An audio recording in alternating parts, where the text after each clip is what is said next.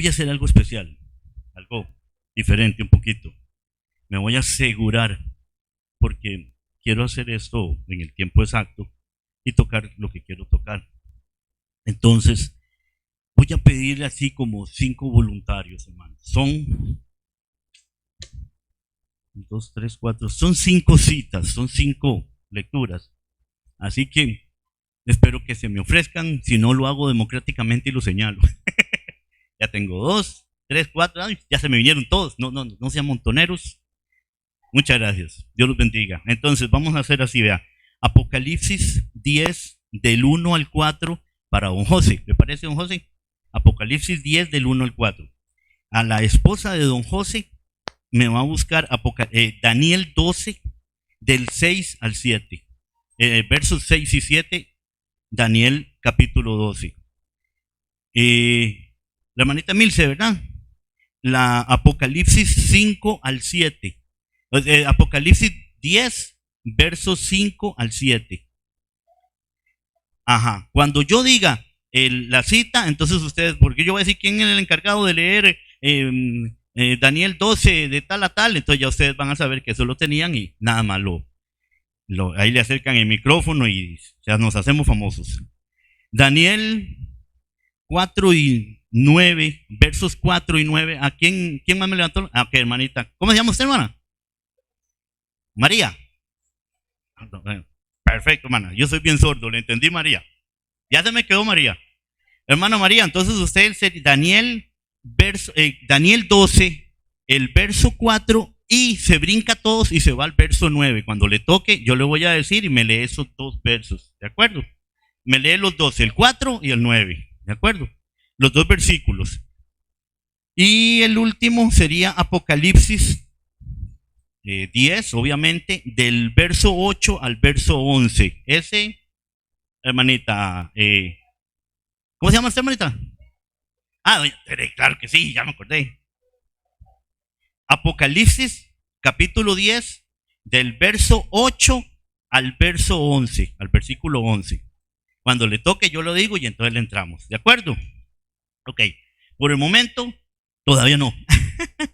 Tenemos que hacer un pequeño repaso que siempre hacemos. La última vez que se vio aquí estudio fue mi hijo.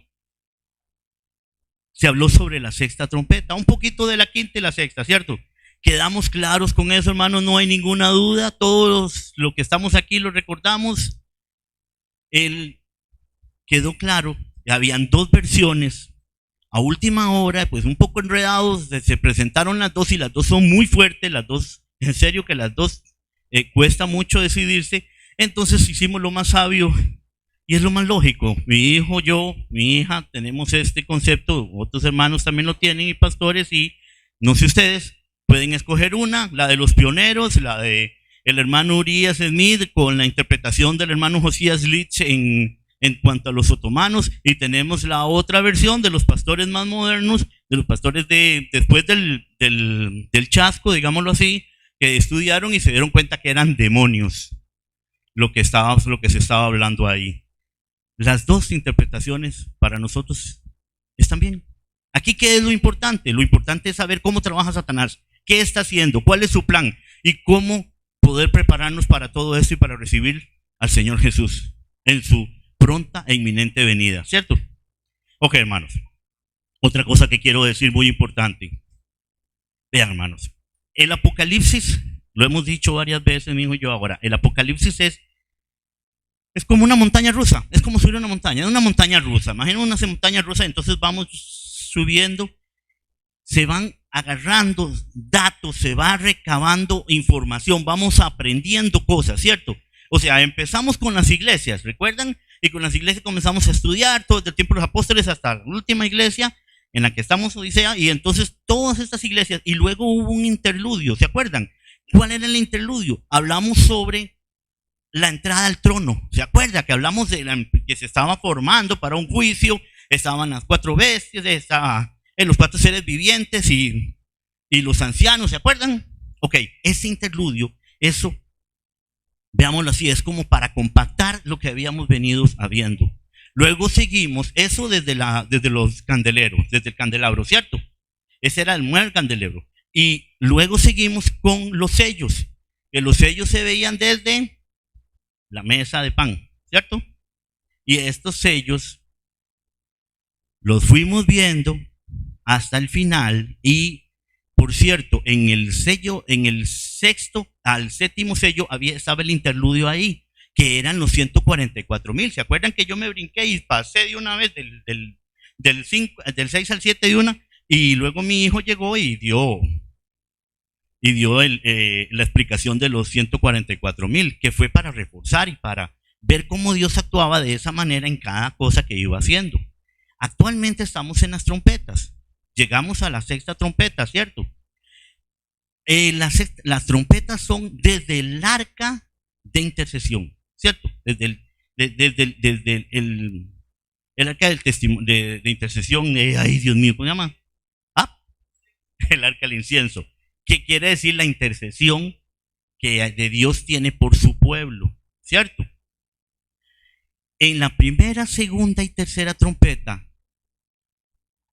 demostramos, vimos, estudiamos cómo Dios intercedía a las oraciones, a la necesidad del pueblo, cómo traía problemas para Roma y que lo estaban atacando los vándalos y todo este asunto, y entonces les quitaba fuerza para que no los pudieran perseguir bien, cómo la montaña caía, como que la prédica se fortalecía, y de esa manera Dios ha venido trabajando y mostrándonos en esas trompetas. Pero hay algo curioso: la cuarta, quinta y sexta trompeta no tiene, digámoslo así, intercesión. No nos explican en una intercesión cómo Dios cómo llega a ayudar, cómo, si ves que están golpeando a un amigo, cómo llegas a ayudarle, llegas a separar, o de patada ninja te metes ahí y comienzas a volar mecos con todo, ¿me entiendes? O sea, ¿cómo intercede usted para ayudar? Cómo Dios en estas últimas tres trompetas, cuarta, quinta y sexta, cómo Dios se metió para interceder por el pueblo. ¿Cómo intercede? Aquí es donde viene lo bonito.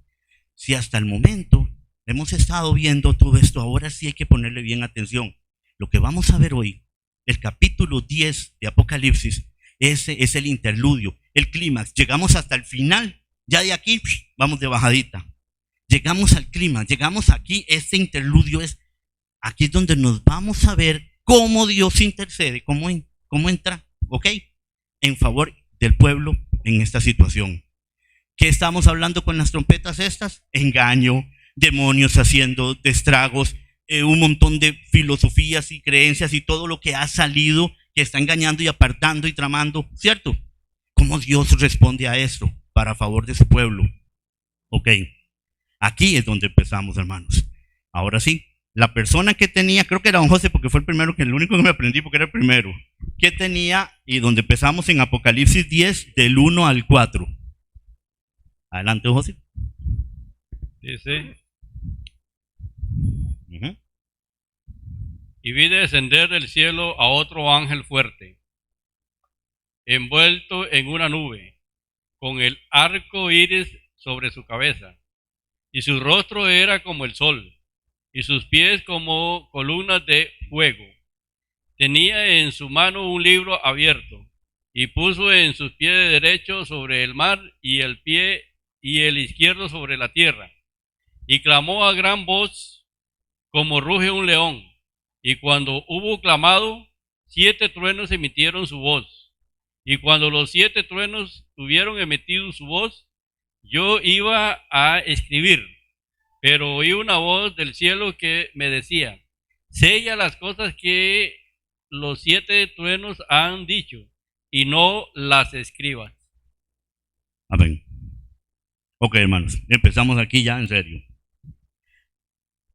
Versículo 1 nos habla de un personaje. ¿Quién? ¿De quién nos está hablando? ¿Quién es ese que se para y que pone un pie de este lado y un pie del otro en tierra y en el agua, en el mar? ¿Quién? ¿A quién se refiere? ¿A quién nos lleva en la Biblia cuando habla de piernas como de fuego, de ojos de fuego, de la cara como el sol, con el arco iris como coronando, como de la intercesión coronándolo? Exactamente, hermano. Hablamos de Jesús. Aquí todos como adventistas sabemos, hermano, lo que vamos a hacer aquí es un pequeño repaso rápido de algo que ya habíamos visto, ¿ok? Ya nosotros hasta este punto tenemos bastante conocimiento, pero algunos tal vez no. Entonces necesito hacer esto como si no lo supiéramos, pero hacerlo en resumen. ¿Me comprenden? Entonces ahí les pido paciencia. Vean, aquí estamos hablando de Jesús. El versículo 2 dice, tenía en su mano un librito. ¿Cómo tenía ese librito? Abierto, exacto.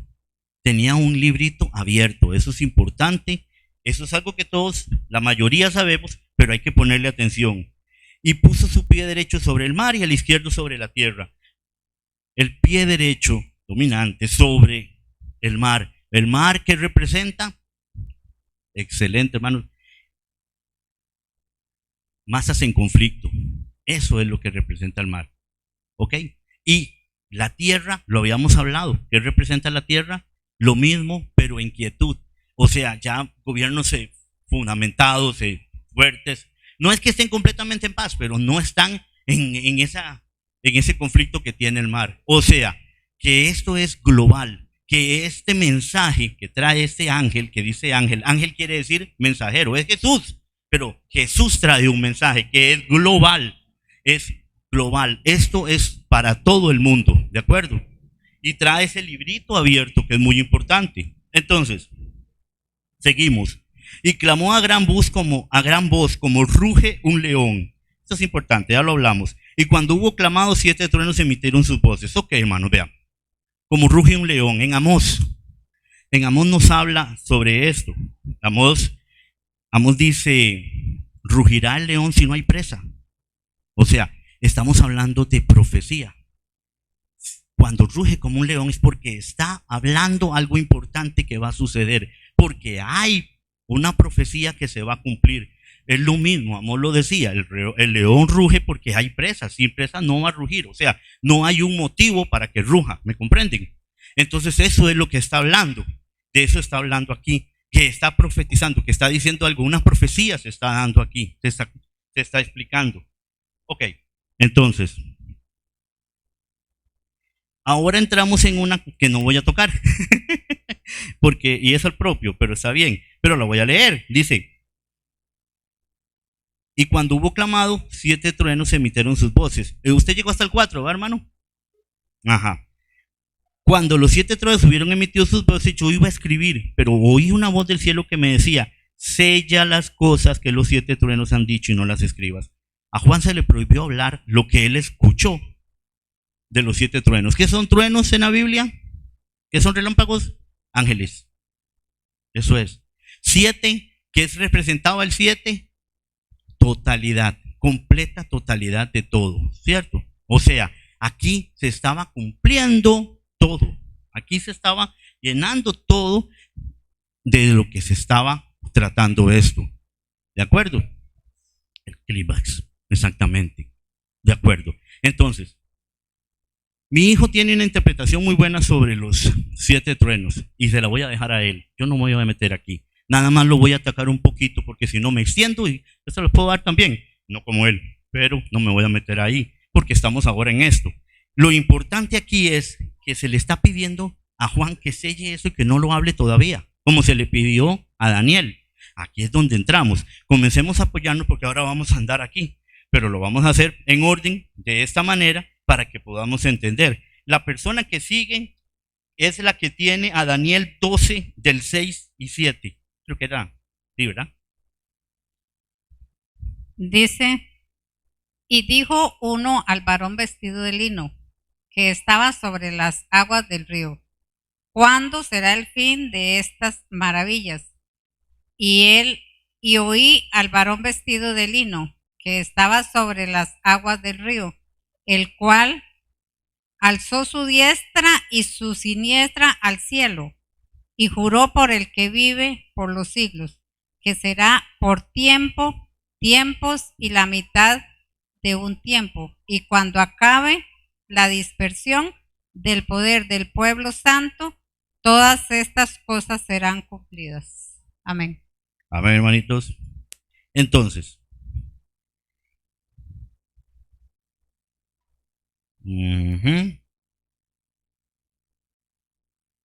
acabamos de leerlo. Ya me perdí, hermano. Espera un momentito. Me encanta eso. De acuerdo. Dice, ¿para cuándo se cumplían estas cosas? Una vez más lo está diciendo. ¿Para cuándo se cumplían? Y este varón vestido de lino estaba sobre las aguas y levantó su diestra y su siniestra y juró. ¿Cómo? Lo mismo exactamente que estamos viendo en Apocalipsis. Lo mismo en Apocalipsis. Y en Apocalipsis ahora nosotros nos vamos y vemos, y el que sigue me lee Apocalipsis 5 al 7, si me hacen el favor. ¿Quién le tocaba? Perfecto.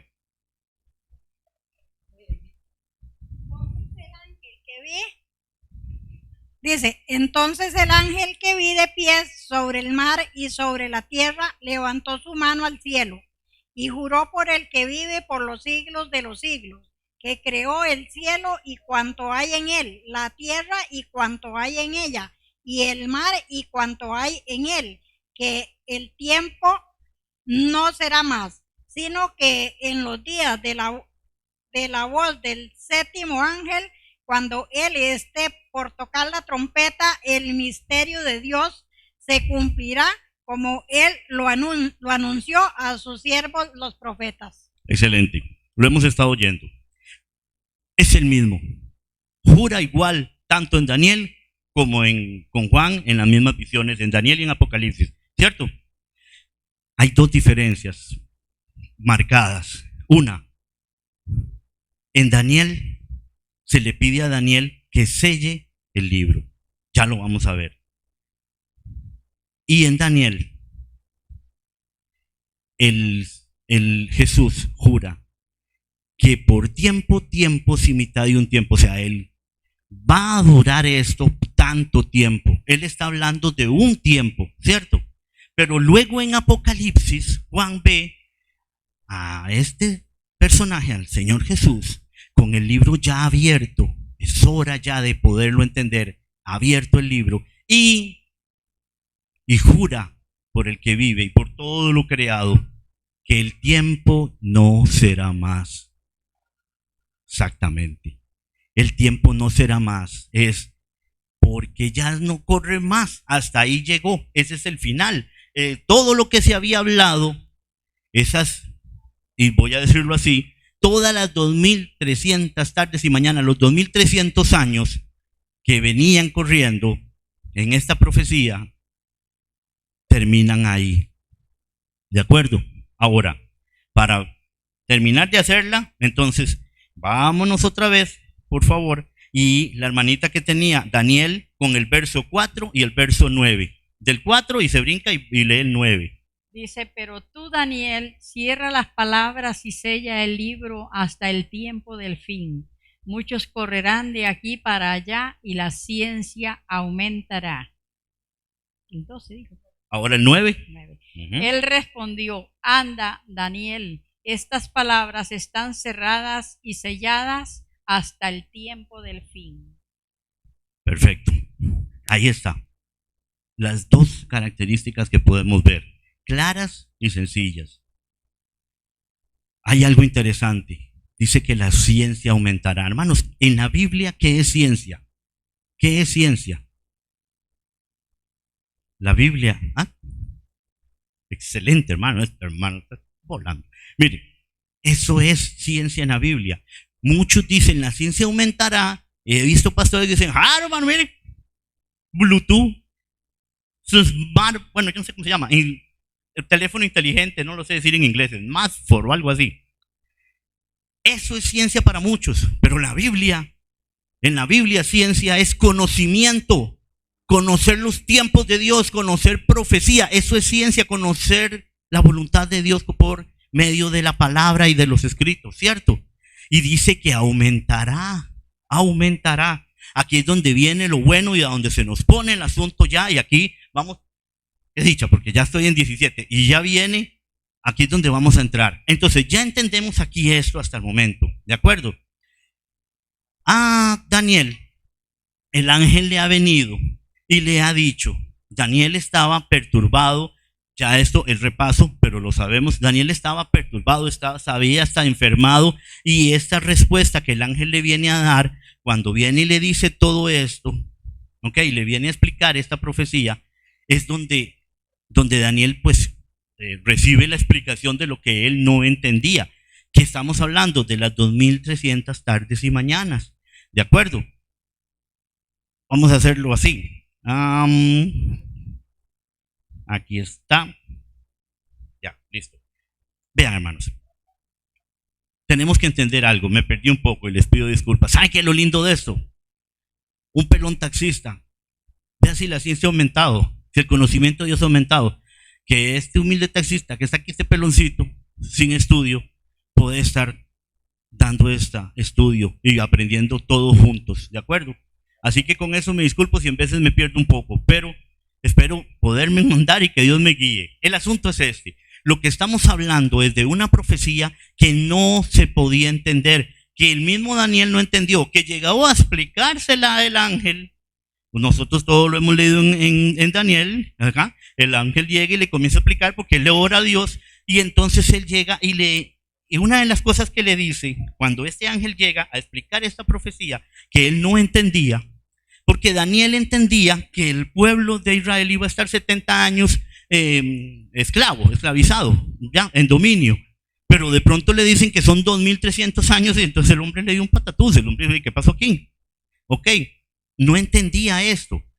El ángel viene a explicarle esta situación. Todo el libro de Daniel, prácticamente casi todo el libro se entendía. Daniel lo entendía bien, la estatua, como lo hemos hablado, todo lo entendía, las bestias, todo hasta el momento lo entendía. Lo que no entendía era esa última visión de 2300 tardes y mañanas, ¿cierto?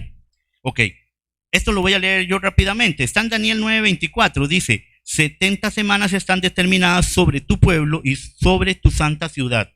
Hasta ahí lo voy a leer. Eso, el ángel llega a explicarle a Daniel que esa visión que él no entiende, esta es la explicación. Y empieza así, 70 semanas están determinadas. O sea, se están agarrando 70 semanas de no sé a dónde, se están tomando 70 semanas de algo y se están determinando para esto, para tu pueblo, la santa ciudad, ¿cierto? Entonces entendemos, y ahí fue donde Daniel comprendió que este era el principio de las 2300 tardes y mañanas. Bueno, Daniel yo no sé si lo comprendió, nosotros sí. Los pioneros sí. Los que hicieron esto, porque ya llegamos ahí. Entonces el asunto es que a partir de ahí fue que comenzó a correr las 2300 tardes y mañanas, los 2300 años. ¿Dónde venimos ya? Con la última parte. Y es Apocalipsis 8 al 11. Si alguien fuera tan amable y el que lo tenía, perfecto. Corridito. Apocalipsis 10, 8 al 11. Dice, la voz que oí del cielo habló otra vez conmigo y dijo, ven y toma el librito que está abierto en la mano del ángel, que está en pie sobre el mar y sobre la tierra. Y fui al ángel diciéndole que me diera el librito, y él me dijo, toma y cómelo y te amargará el vientre, pero en tu boca será dulce como la miel. Entonces tomé el librito de la mano del ángel y lo comí, y era dulce en mi boca como la miel, pero cuando lo hube comido, amargó mi vientre. Y él me dijo, es necesario que profetices otra vez, porque muchos pueblos, naciones, lenguas, sobre muchos pueblos, naciones, lenguas y reyes. Amén. Amén. Ok, hermanos. Entonces, ese librito que tiene el ángel, que tiene Jesús, él llega a tomarlo. Ok, llega. O sea, ahí la profecía se está cumpliendo de que ya llegó el momento de poder entender y de poder recibirlo. Hubo un hermano que se llamó Guillermo Miller. Él entendió, después de estudiar estas 2300 tardes y mañanas, esta profecía, entendió todo esto y se dio cuenta que esto era de lo que estaba hablando. Hizo números que eran excelentes en los números, en eso estaban solos en los números, y concluyeron que para 1844 se daba ese evento, se daba el final de esa profecía, la purificación del templo. De hecho, con esto era que ellos predicaban. Exactamente este es el panfleto que usaban los pioneros para predicar esto. Y lo hacían por 2 horas, man. No es media hora, lo hacían por 2 horas o más. ¿De acuerdo? Entonces, ¿qué es el asunto? ¿Cómo todos lo sabemos, pero hay que repetirlo. ¿Cómo es eso de que el libro en su boca era dulce y en el vientre era amargo? Bueno, en el año 1844 estaban preparados para recibir al Señor. Eso era lo dulce. Estaban entendiendo que se purificaba el templo, que el Señor venía según ellos. No habían entendido porque ellos no entendían esa parte. Como hoy todavía hay muchas personas que llegan y que dicen, el oso y el dragón. Es fácil. El oso es Rusia y el dragón es China, porque se van por la bandera o por lo que representen, ¿me entienden? Eso es como los otomanos. El pelo largo, la armadura. Sí, son los otomanos. Esos bichos que salen ahí con corazas, ¿me comprenden? Se van por sujeción. Nosotros ya aprendimos y sabemos que la Biblia se contesta sola. Se contesta sola. Si hubieran sabido eso los hermanos en ese tiempo, hubieran sabido muy bien que estaba hablando del templo que está en el cielo. Del templo real, el verdadero, el original de Dios. Cuando se purifica el templo, y eso pues después lo vemos más profundamente, ya lo hemos estudiado y luego lo vamos a ver mejor, sabemos y entendemos que es, se lo voy a poner así sencillo, cuando se purificaba el templo en Israel, cuando los sacerdotes y hacían y la purificación del templo, quedaba claro quiénes estaban del lado bueno y quiénes estaban del lado malo. Quién había sido obediente, se le echaba la culpa sobre Azazel, ¿cierto? Eso pasaba y ya quedaba, era un juicio prácticamente. Se sabía entonces quiénes estaban bien y quiénes estaban mal. Así era la función. A última hora esa era la función de la purificación del templo. Y esto es exactamente lo que pasó ahí. Empezaba el juicio de Dios. ¿De acuerdo? La ciencia aumentaría, el conocimiento aumentaría. Vendría entonces el chasco, está bien. Ese dolor en el vientre que tuvieron que soportar, la vergüenza y la burla de muchos. Pero de todos esos 50,000, los 50 que quedaron fieles. Igual que en el tiempo cuando Jesús murió y fue crucificado y todos los que lo seguían se desanimaron todos, y los que iban en Emaús iban diciendo, sí, es que creíamos que era el Hijo de Dios, creíamos que era el Rey que venía a gobernar y a salvarnos, pero lo mataron. Y Jesús se enojó y les dijo, no, pues, qué bárbaros. Vean, y les comenzó a explicar con la Biblia y les abrió los ojos, el entendimiento, comprendieron, se devolvieron, ¿cierto?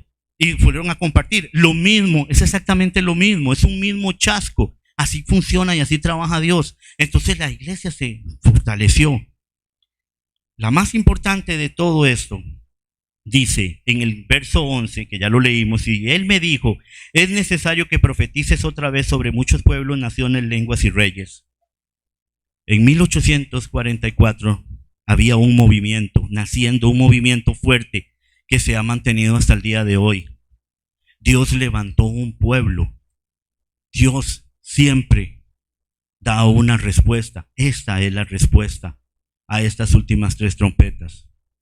El Señor levantó un pueblo, levantó una profeta y levantó un pueblo con conocimiento. Actualmente se llama Iglesia Adventista del Séptimo Día. Perdón, así es como es, y es así de fácil. Y esta es la respuesta que Dios dio. Actualmente, como iglesia, la Iglesia Adventista del Séptimo Día no es querida por ninguna otra iglesia, no es muy aguantada por ninguna otra iglesia. No nos están persiguiendo todavía, pero lo van a hacer, pero no nos llevamos. ¿Por qué? Porque llega por aquí alguien y dice, nosotros descendemos del mono, y la Iglesia Adventista saca la Biblia y dice, no, mire, y le explica. Pero por allá otro dice, yo estoy de acuerdo con ustedes, pero de ahí, yo estuve hablando con mi abuelito la semana pasada, que se murió hace 4 años, hasta el número de lotería me dio, y nosotros sacamos la Biblia y le decimos, mire, el muerto nada sabe, y viene la verdad. La Iglesia Adventista tiene, gracias a Dios, la verdad que tiene que tener el pueblo de Dios. Y eso es la diferencia. Eso es lo que está pasando aquí. Esa es la respuesta de Dios para este engaño terrible de Satanás. Tenemos una respuesta para todo. Le tenemos una respuesta a los hindúes, tenemos una respuesta al comunismo, le tenemos una respuesta al ateísmo, le tenemos una respuesta al espiritismo. A todos nosotros le tenemos una respuesta y le tenemos la luz que alumbra hasta el último rincón y podemos demostrarlo. ¿Me comprenden? Ahí está la respuesta de Dios. Este tema es largo, vamos a ir haciéndolo poco a poco. Yo hasta aquí llego hoy, Y me faltan 2 minutos, hasta puedo contar un chiste, hermano, no, mentira. El asunto es que espero les haya quedado claro. ¿Tienen alguna una duda? Aunque sea pequeña, hágale. Es un comentario, como dice el hermano, digamos, ahí nosotros por eso es bueno que cuando venimos aquí, ojalá trajéramos una Biblia física, porque usted agarra un lado Apocalipsis y agarra el otro Daniel, ¿verdad? Y usted ve que los elementos calzan, ¿verdad? Lo que nosotros tenemos que notar ahí, que es muy importante, es que, digamos, el chasco, ¿verdad?, que sufrió la iglesia adventista a sus inicios, estaba profetizado, ¿verdad? Era algo que estaba en la Biblia. No es como que alguien puede venir y decir, mira, es que era un chasco. No, es que estaba profetizado y que eso iba a pasar en esa época y en esas circunstancias. Y también lo que nosotros tenemos que sacar ahí es que aún en nuestros chascos, en nuestra vida, Dios ya lo sabía. Y Dios, después de esos chascos, ¿qué nos dice? Levántese. Todavía hay un trabajo más que hacer. Entonces, aunque nosotros nos sintamos derrotados, aunque nosotros nos sintamos en el suelo, tenemos que entender de que Dios nos dice, levántese, hay un trabajo que hacer, no es para rendirse. Nosotros, y eso es una frase que se escucha mucho, nosotros no somos derrotados hasta que dejamos de intentarlo. Si nosotros seguimos perseverando en este camino, vamos a ser victoriosos, pero en el momento que nos rendimos, que dejamos de intentarlo, ahí somos derrotados. Entonces, de igual manera, aunque pasemos chascos, y chascos no como sino chascos de cualquier chasco en la vida, aprovechando tal vez el minuto que nos queda, tal vez el chasco que una persona sufre no fue como estas personas, sino el chasco que usted sufre es con un líder en la iglesia, o el chasco tal vez con algún familiar, o el chasco o alguna situación personal en su vida que no salió como usted esperaba, o una persona que lo defraudó. Todos en nuestra vida tenemos que sufrir un chasco. Vean los discípulos, ¿verdad? Ahora lo mencionó usted, ellos pensaban que Jesús era un príncipe guerrero que los iba a liberar de los romanos. Ese fue el chasco de ellos. El pueblo de Israel, cuando salió de Egipto, dice que ellos fueron y vieron unas aguas, se tiraron a tomar de las aguas y eran el chasco de ellos. En nuestra vida espiritual, todos cuando pasamos esta experiencia de empezar a conocer la verdad, como mencionaba el hermano, sufrimos chascos. La diferencia es si nosotros dejamos que ese chasco nos tire abajo y nos deje abajo, o si nosotros seguimos la indicación de Dios de levantarnos y seguir para adelante. Amén, hermano. Para terminar, en los últimos 20 segundos. Muchas personas, muchos adventistas, sucede que cuando les hablan del chasco se asustan o bajan la cabeza. No. Al contrario, el chasco es necesario. El chasco depura. De ahí, de 50,000 personas que estaban esperando la venida del Señor, se llegaron 50. 50, hermanos. Y esos 50, hoy hay 20 millones creyendo lo que estamos creyendo. Que Dios les bendiga. Estudiemos la palabra. Necesitamos cumplir con esto. Es necesario profetizar de nuevo sobre toda lengua, raza, nación y tus reyes. Que Dios les bendiga. Próximo sábado, mi hijo, ahí arregla el enredo que yo he hecho. Amén.